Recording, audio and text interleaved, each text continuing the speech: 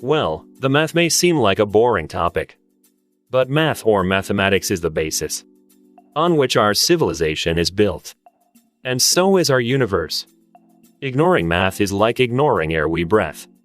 Math learning is probably the most universal and recommended things to do for everyone. Anyone, at any age, will benefit from math. But that is especially true for younger people.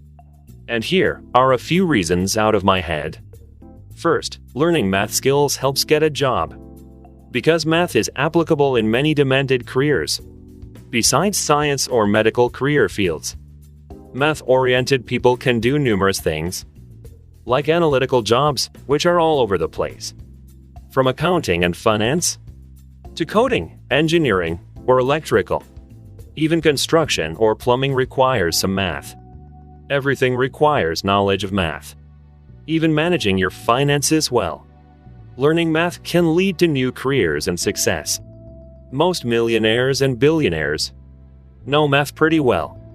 Yet, math is one of the most disregarded topics by very many people because they think math is too hard.